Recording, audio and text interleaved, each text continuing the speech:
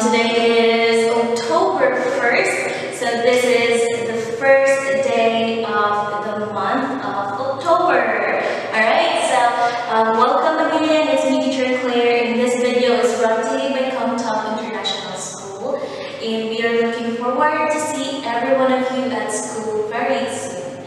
Alright, so I hope you're all doing fine and ready for our class today. Let's start. Today we are going to continue Unit 5, and we are going to focus on your clauses and phrases, okay? Alright, so we haven't discussed what is a clause and a phrase yet, alright? So, what is a clause? Again, let's say the word clause. Phrase. Clause, phrase. Clause, phrase. Okay? What is a clause? A clause is a group of words that consist of a subject and a verb. So what is a verb again? Do you still remember? Alright, so a verb tells us an action. For example, so let's just review the basics. For example, eating, drinking, running, sleeping, what else? Writing, dancing, singing. Those are action words which are verbs. Okay. All right. So again, it says here a group of words. Group of words. All right. So it's not just one word. It can be 1, 2, 3, 4. It depends. Okay. But it is a group of words, not just one word. What else? It consists of a subject like Anna, the dog, the cat, water, subject, school. Those are possible subjects. And a verb. Alright, let's look into these examples that I wrote here. Number 1, Sanita sang beautifully. Sanita sang beautifully. So this is an example of a verb, not a verb, of a clause. Okay, why do we call this a clause? Alright, first, is it a group of words? Group of words, 1, 2, 3. Yes, there are 3 words in this clause. What else consists of a subject and a verb? Okay, let's see if it does have a subject and a verb. Okay, where's the subject? Who is doing the action? It is Sanita, right? She is the subject. And where is the verb? What is Sanita doing? She sang, alright? So this is the verb. So, we completed the requirements for something to be called a phrase, a clause. Okay, alright, so again, let's see the next example, number 2. The boys kicked the ball. The boys kicked the ball. Right. Let's see. Is it a group of words? 1, 2, 3, 4, 5. Yeah. Obviously, it's a group of words. Okay. Next, does it have a subject and a verb? Let's find out. So, who is the subject? Who kicked the ball? The boys. Yep. So this is the subject. And what did the boys do with the ball?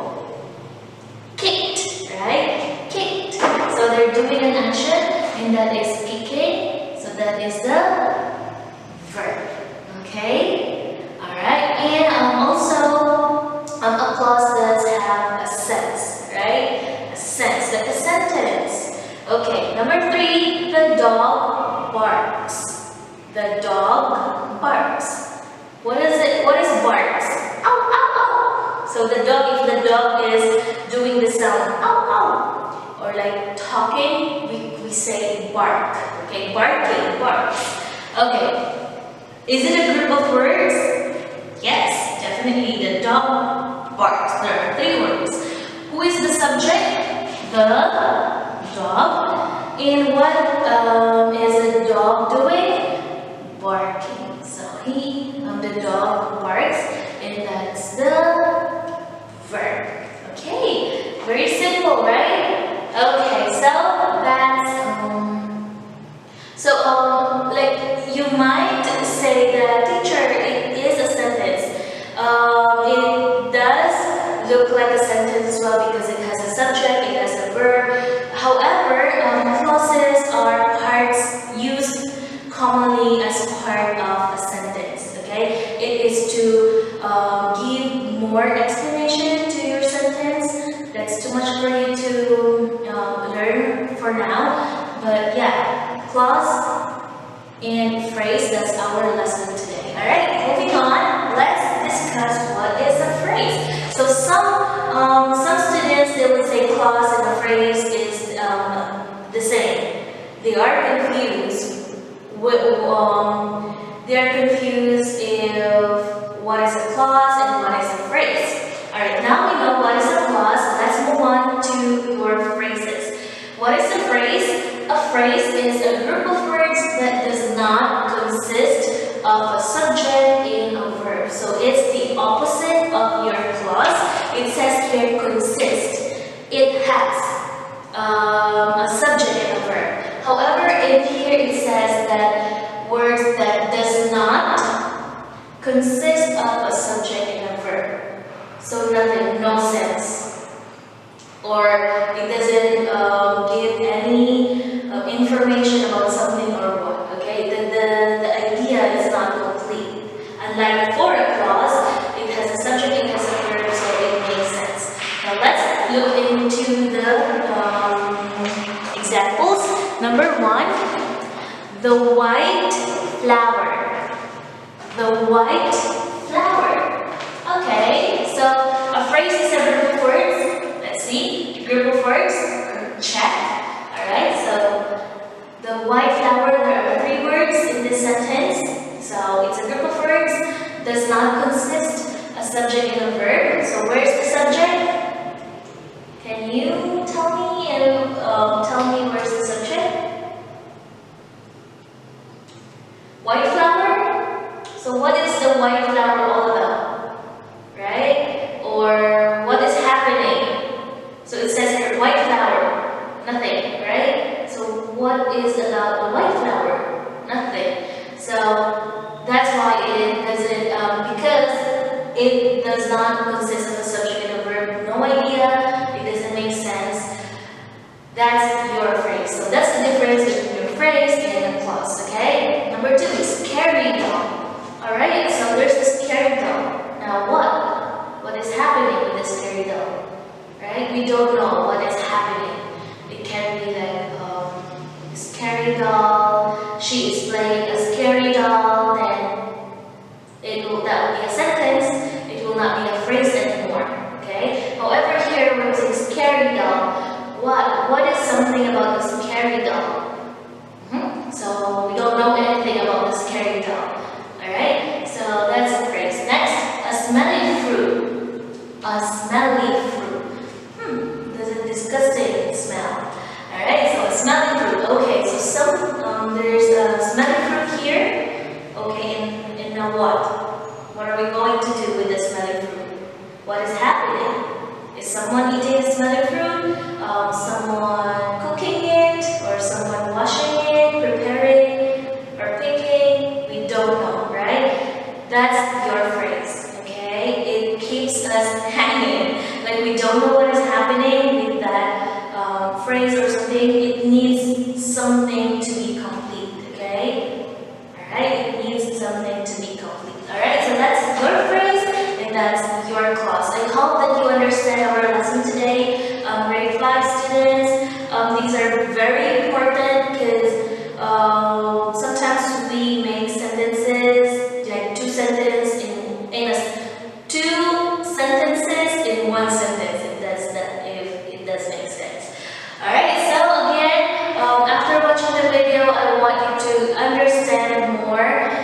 what is our lesson is all about. Remember your clause and your phrases. Okay, so I'll see you later.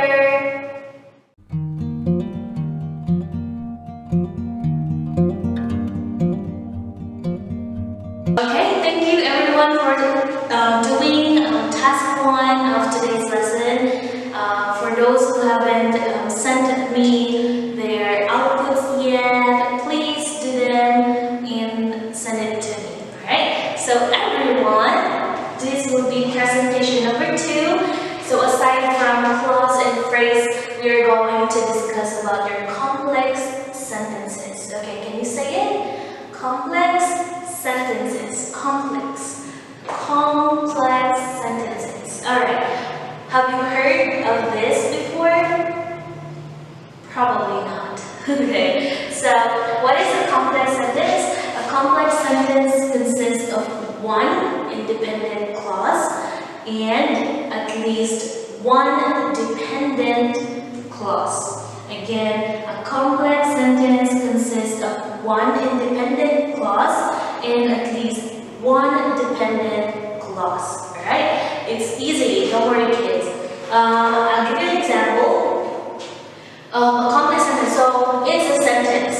Basically, it's a sentence. Okay, like the dog ate an apple. That is a sentence. Now it changes. We call it a complex sentence if there's one independent clause and at least one dependent clause. So let's discuss it more. When the cake is brown, take it out the oven. Okay, one more time. When the cake is brown, take it out the oven. Alright? So in this sentence, we have a dependent clause and we do have an independent clause. So let's see why. Why do we say dependent and independent clause? So look at this first phrase, clause. I should say clause. When the cake is brown. Okay. So if we analyze this clause, when the cake is brown. Okay, when the cake is brown, what? What will happen if the cake is brown? Or what is happening, right? That's why we say dependent clause, because it needs something to be complete. It cannot stand alone, okay? It needs, if we just use this in a sentence, it doesn't make sense, right? So that's why it's a dependent clause, because it needs something. Like for example,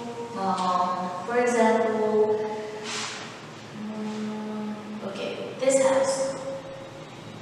Okay. Alright, so let's say let's have one here. So this is a support, okay? Now, do you think this house will stand, or this house will not be, how do you say that? Like it will, like this house, if you, it still depends though, but let's just imagine this house in an old house. Old house, like the house that they lived before. So it has a support. Now if there's one missing here, do you think it will stand? No, right? It will fall. So that is the same thing with a dependent clause, okay? It needs something, alright, to be able to stand on its own, alright? So when the cake is brown, it doesn't mean anything at all. That's why we say dependent clause. Now, if we add an independent clause, take it out the oven.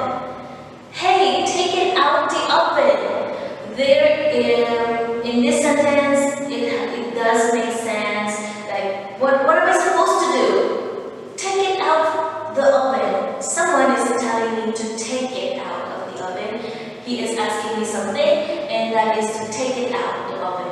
What should I take out from the oven? It's the cake, right? That's why we say this is a complex sentence, because it both needs each other in order to be a sentence.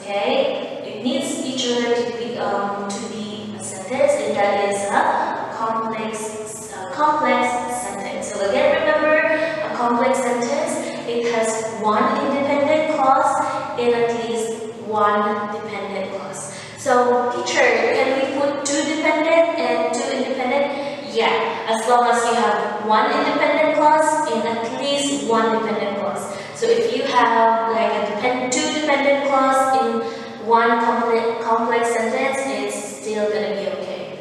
Alright? So please turn your books on page 85.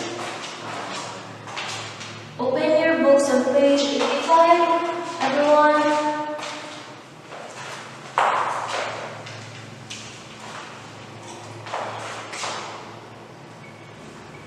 Okay.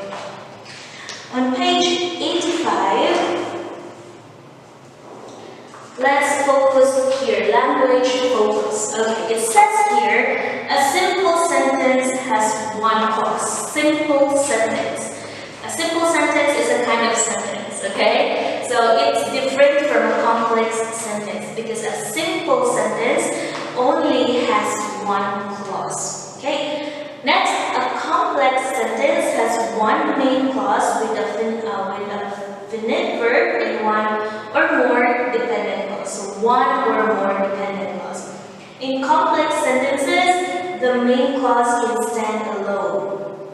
The other clauses provide extra information and are introduced by subordinating conjunctions. Okay, for subordinating conjunctions, I think we also discussed it.